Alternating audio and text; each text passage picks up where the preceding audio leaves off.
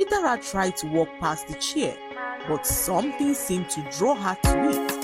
She walked gently towards the weird-looking chair, her eyes fixated on the strange carvings on its wood. Once she approached the chair, she felt an urge to sit, and before she knew what was happening, she was sitting on the chair. As soon as Idara sat on the strange chair, a chilling sensation ran down her spine. She felt as though the chair was wrapping its hands around her, binding her to it. She tried to get up, but her body would not obey her commands. Panic set in, and Idara's heart began to race as she screamed out in frustration. She struggled and struggled, but the more she tried to free herself, the tighter the chair gripped her to it. Suddenly, the surroundings around her began to change. The familiar path she had been walking on disappeared and was replaced by a completely different place, which was so unfamiliar to her. Everywhere seemed so bright, and Idara stood there frozen as she wondered where she could be. Lost and confused, Idara wandered the strange land alone.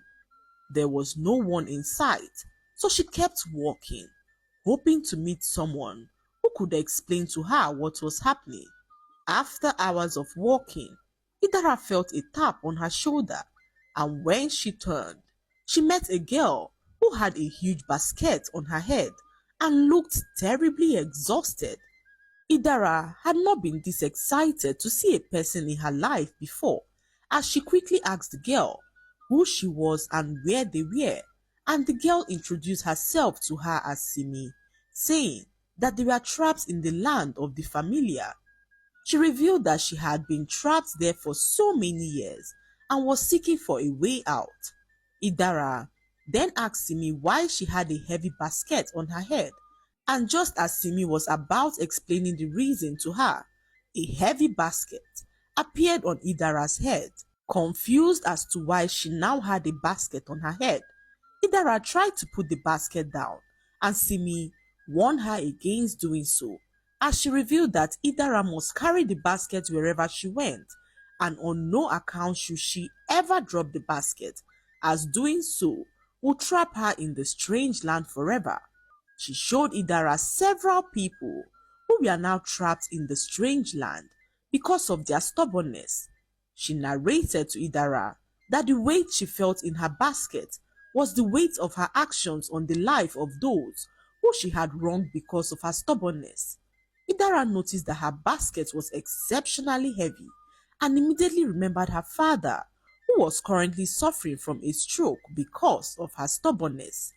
Even her mother's warnings began to echo in her ear as Idara felt a pang of guilt for all the terrible things that she had done. No one in the land of the familiar knew what to do to free themselves, as those who regained their freedom from the land had no idea that they were leaving, as they disappeared suddenly without speaking to anyone. Idara was so terrified as she wondered what she had to do to leave the strange land. She stuck with Simi, who guided her through the strange place.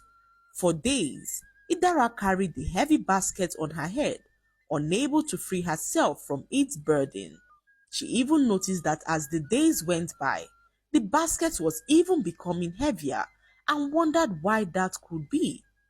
As they walked, they came across a young boy who looked extremely rich. He seemed to have just arrived in the strange land and was about dropping his basket on the ground. Idara rushed to stop him, but the young boy yelled angrily at her as he asked her who she was to tell him what to do. "I do not need the basket," he said again, and Idara pleaded with the boy to not drop the basket,